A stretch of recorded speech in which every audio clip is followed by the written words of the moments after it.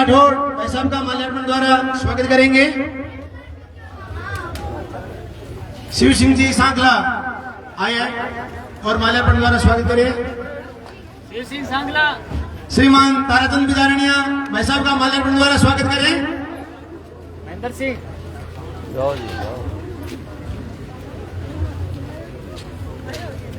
बालाराम पूर्व सरपंच मेणासर ग्राम माल्यार्पण द्वारा भाई साहब का स्वागत करेंगे। भीमाराम माल्यार्पण द्वारा भाई साहब का स्वागत करेंगे। राधेश्याम जी सोनी से आग्रह रहेगा कि भाई साहब का माल्यार्पण द्वारा स्वागत करेंगे। और जो माताएं आई हुई हैं वो कृपया अपने कलश रख करके और यहीं सामने विराजमान होंगी। थोड़ा गेप बना करके सभी विराजमान होंगे और भाई साहब अपने कुछ शब्द कहेंगे, हमें उन्हें सुनेंगे।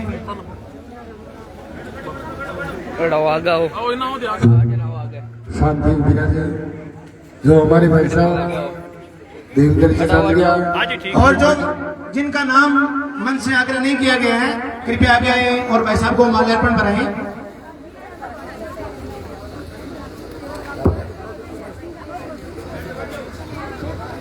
भागीरथी जी खिचड़ से आग्रह रहेगा कि माल्यार्पण द्वारा भाई साहब का स्वागत करें। गुजरात से माधाराम जी मेघवाल आगे आए, माल्यार्पण द्वारा भाई साहब का स्वागत करें। भंवर सिंह से मेरा आग्रह रहेगा कि भाई साहब का माल्यार्पण द्वारा स्वागत करेंगे। गोपाल सिंह से मेरा आग्रह रहेगा कि वह आगे आए और भाई साहब को माल्यार्पण द्वारा स्वागत करें। सुमेर सिंह जी से आग्रह रहेगा कि भाई साहब का माल्यार्पण द्वारा स्वागत करेंगे। सुमेर सिंह जी खड़े हो जाइए और माल्यार्पण द्वारा भाई साहब का स्वागत करिए। विनोद जी जांगीर से मेरा आग्रह रहेगा कि भाई साहब का माल्यार्पण द्वारा स्वागत करेंगे।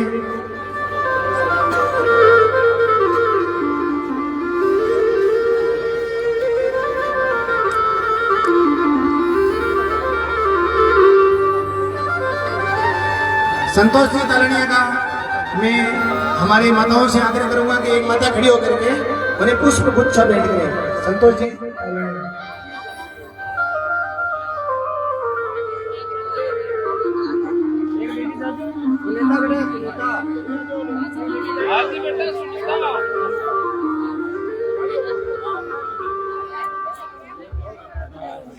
अब मैं अपने जी से आग्रह करता हूँ कि वह अपने हमें हमारे मतदाताओं के सामने व्यक्त करें।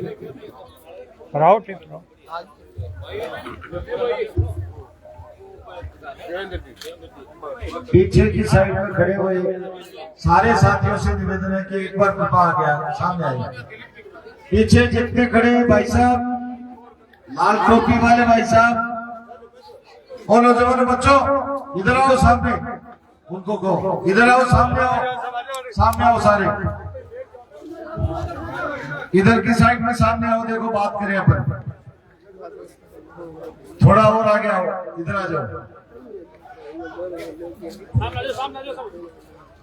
बहुत बढ़िया। आज नवरात्रा स्थापना है, नव वर्ष भी है। मैं आप सभी को बहुत बहुत बधाई देता हूं, बहुत शुभकामनाएं देता हूं।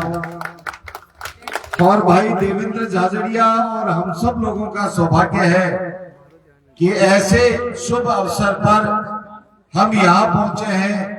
इतनी बड़ी संख्या में मातृशक्ति के दर्शन करने का मौका भी हम सब लोगों को मिला है। करणी माता जी की मूर्ति और प्राण प्रतिष्ठा समारोह भी है। यहाँ पर आज हमारे बीच में हिंदुस्तान के प्रधानमंत्री नरेंद्र मोदी जी ने भारतीय जनता पार्टी के प्रत्याशी के रूप में भाई देवेंद्र झाझड़िया जी, जिनका चौथी क्लास में ये बच्चे पाठ में पढ़ते हैं कि पद्म भूषण देवेंद्र झाझड़िया कौन है। ये माताओं बहनों आपके बीच में ये भाई देवेंद्र झाझड़िया यहां बैठे हुए। ये कौन है देवेंद्र झाझड़िया, जिनको प्रधानमंत्री ने संसद की टिकट देकर के हमारे बीच में भेजा है। झाझड़ियों की ढाणी राजगढ़ के पास में एक गरीब किसान के बेटे के रूप में जन्म लिया।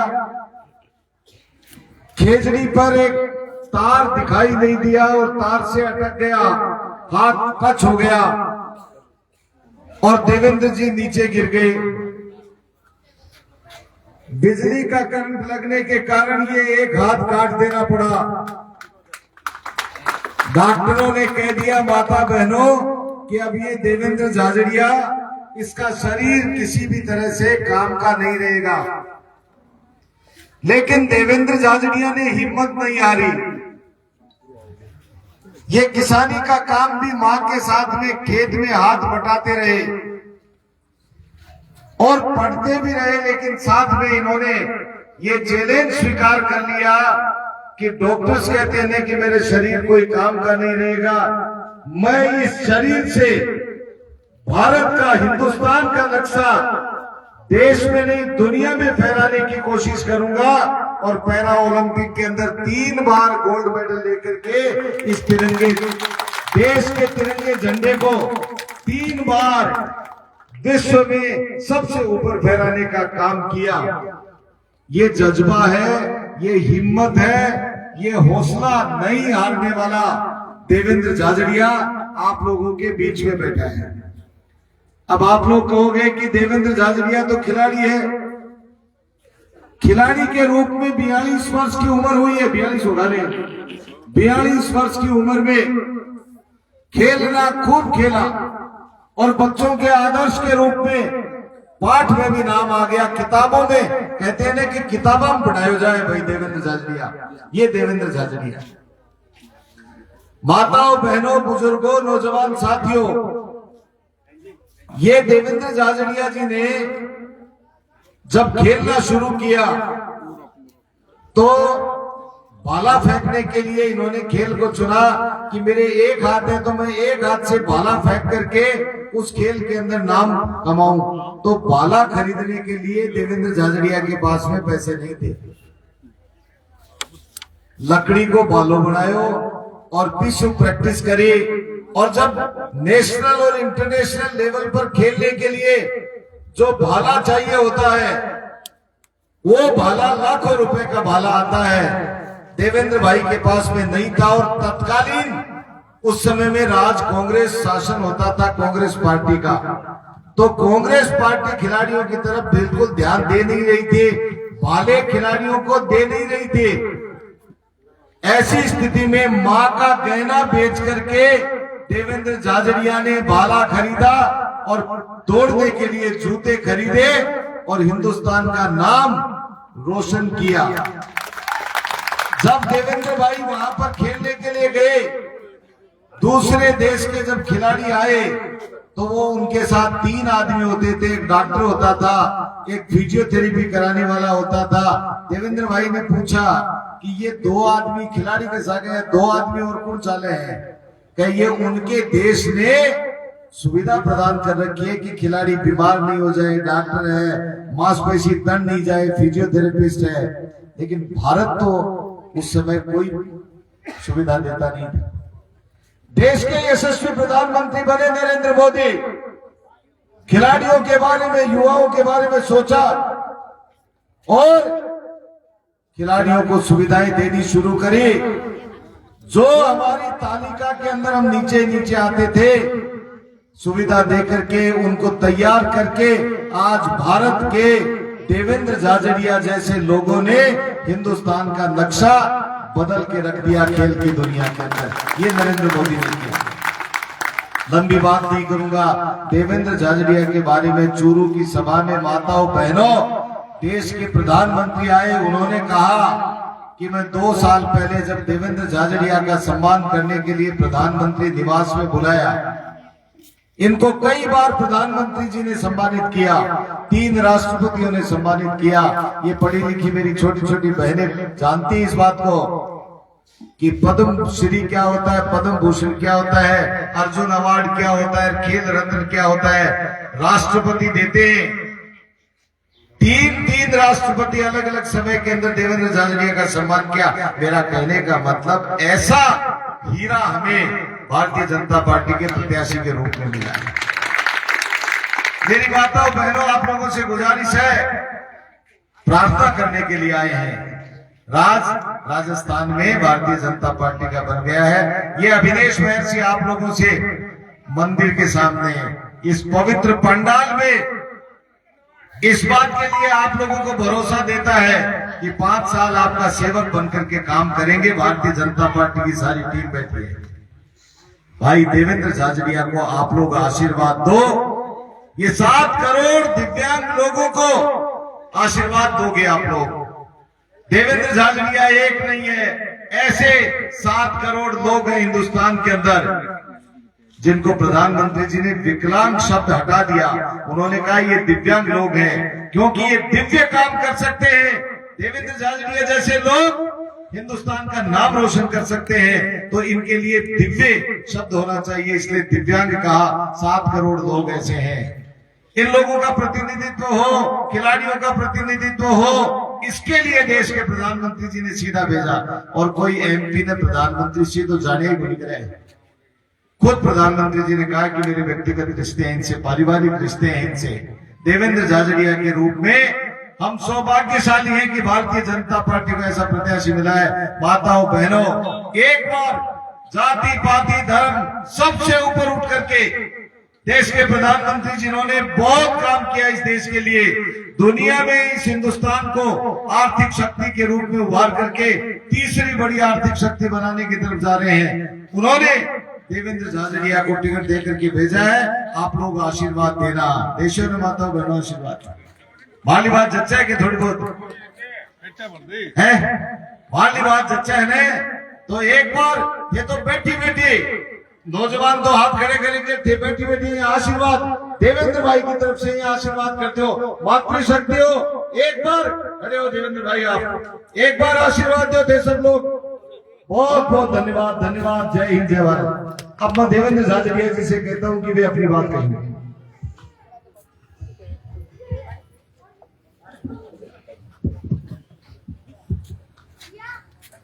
आज सबसे पहले तो नवरात्र स्थापना की आप सभी को बहुत बहुत शुभकामनाएं, और नव वर्ष की भी आपको बहुत बहुत शुभकामनाएं और बधाई।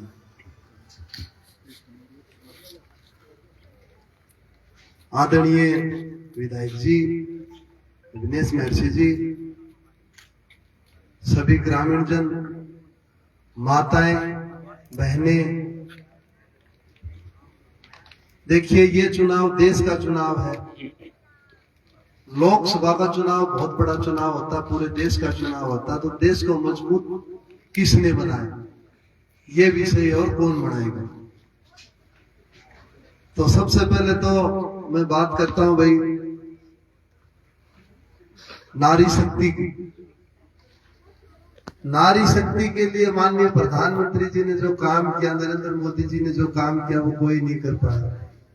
और मैं तो सीधी बता दूं, धन्यवाद है पूरा तो इसो काम करे है। थोड़ा दिन बाद में थे आठा बैठो घर वे उठे बैठा ना नारी शक्ति बंधु ने विधेयक पास करे है। 33% महिला टिकट देनी जरूरी होगी। मतलब वो मैं रिजर्वेशन हो गयो, तारो कोटो हो गयो, तो ये MP MLA थे बढ़ोगा। और मैं तो देखो घरा भोंगरो लगावा आई थोड़ा दिन बाद 12 समझ गए ना, भोंगरो समझे तो ना। अच्छा क्या को खरीटी वालों का डिग्री करो, रेव डालो कुड़सो के ना आलस कर जाए जी। वो नी खिपड़ी काट के लिया हुआ, खिपड़ी को क्या करो, खिपड़ी को करो। हाँ नहीं, बहुत खरीटी को बेता है, खरीटी से समझो बोले कुछ खरीटी जाना हो गया मेरा जनाई का टेढ़ा। अब तो बंद हो गई, नहीं तो उखसड़ी में बहुत चुपकी लाएगा। तो उखसड़ी जाना हो गया है। आपने पहले बर्तन साहब तो आजकल वो के लिया है, वो मेरी माँ ने मेरे तो जच्चा ही नहीं है, पाउडर से लेके बोले मेरे बर्तन धोने जी, मेरी माँ तो ये भी उछड़ी रखा है, नहीं कराना। तो मैं तो तारे बीच को हूं। और देखो भाई, आज राम मंदिर को निर्माण करियो मोदी जी करियो ने, तो बोलो जय श्री राम। जोर से बोलो जय श्री राम। राम मंदिर को जो उद्घाटन कार्यक्रम हो, मन हम जाने को सौभाग्य मिलो। और मैं बताऊं, जिन वो कार्यक्रम हो 80% लोगों के आंखों पानी चाल पड़े। जो वह जगह देखी वे एक तिरपाल के नीचे में रामलला की मूर्तियां रह करती, 12 महीना में एक बार कपड़ा चेंज हो करता। कितना सवाल करे अगर सीताराम के भी आप कद घर में जाओ, आप 550 साल लग गया है। कद अपने रसोई बनेगी, कद अपना पकवान बनेगा, लेकिन वो काम करियो नरेंद्र मोदी जी करियो। और कांग्रेस के कहो बोलो जब राम मंदिर बनाओगा तो बोलो आग लाग जाएगी, आग। लेकिन गलत फहमी उनकी आग को लगी, ऊर्जा आ गया अपने अंदर, ऊर्जा।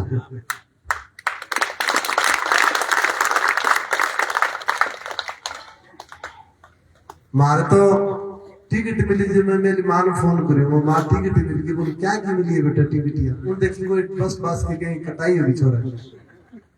मैं बोले एमपी ने टिकट मिल गई, अपन चुनाव लड़ांगा। बोले अपन चुनाव लड़ांगा? खेत को काम करे, भैंस रखे, जिन्हें बोली गए आपा किस चुनाव लड़ाना के? मैं बोले मां चुनाव आपा को लड़ा, चुनाव अपना जनता लड़ेगी पूरी। अपने आपा उनके बीच का है। घर आयो, घर बैठे नहीं बोली थे कि नहीं गोनी ये चढ़िया खड़े हैं बाड़ों का थे, पाड़ों को बोलने लग गए बेचारा। मैं बोला 3-4 गांव का सारे बैठे हुए, नहीं बोला टाइट है, चिंता ना करो, चुनाव नहीं पड़वा दिया। बोल भाई थे नहीं पड़वा दिए, बाकी माला तो चुनाव पाड़े गरीब के मन लग गया, चुनाव सपोर्ट में चढ़ गया। तो मैं तो कौन करूं?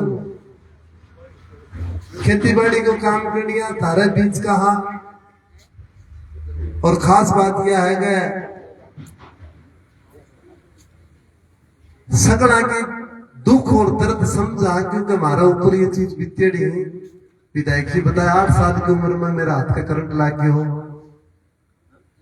जी। डॉक्टर छुट्टी जी, डॉक्टर बोलो भाई जिंदगी में उन्हें तो दिमाग मजबूत हो, नहीं जिंदगी में शरीर मजबूत हो। तो देखो भाई बात यह एक हाथ तो रहे, बाकी शरीर भी कमजोर कर, दिमाग में बोल लूं तो ठीक ही हो गया है। तो कहने का मतलब मेरे पिताजी के टाइम में यह बात कही कि अभी देखो भगवान है करनी, ऊपर वाला जो मंजूर है वही होगा। मैं तो उन दिनों चीज में याद करूं आज भी कि वो करता है, वो सही करता है, उसको ही मानता हूं। इतना विश्वास है वो सही करेगा। मैं तो भगवान ने हाथ जोड़ दिया कि भाई तू सब ने खुश रखिए। कभी भी मेरी आदत है एक भैया को भी मैं मेहनत करूं उतनी दिए, मन ज्यादा भी ना दिए, क्योंकि ज्यादा मेहनत तो ज्यादा नहीं मेहनत करे तो ज्यादा मिल जाए, आदमी थोड़ा घमंड में आ जाए। तो लिए मैं तारे बीच में आया हूं। और मैं तो इतनी बातों करूं तारे साथ कि मैं सोचू थालो मटको है ना, यो मटको है, यो बंद करवा दो, घर घर में नल लिया हूं। मेरे यो बात जरूरी है, न्यू जरूरी है कि आप गांव का आदमी हम मैं प्रधानमंत्री जी सीधी बात करिए, भाषण में उठे जो चूरू आया था। मैं बोले मैंने पहला काम यही चाहिए, हर जमीन में पानी लाग जाए, हमारे हर घर में पानी पहुंच जाए। तो थालो पानी वाला काम तो देवेंद्र झजड़ी करवाओ। गांव इतना मान सम्मान दियो मैंने, मैं आपको बहुत बहुत आभारी हूँ और आभारी रहूंगा। आने वाले टाइम में 19 तारीख में, आजकल फोन बनाए हैं, तारकन फोन भी है, बात भी करो तो माताओं कहना चाहूं फिर 10 रिश्तेदारी में फोन करो कि भाई देवेंद्र झाझड़ियो अपने बीच कोई है और मेरी हकीकत बताओ। उन्हें फोन तो करो ही हो, तो मेरा नाम भी जोड़ दियो, थोड़ा जोड़ दो आगे, पक्को जोड़ियो। चलो तो थाने बहुत बहुत धन्यवाद। राम राम साहब।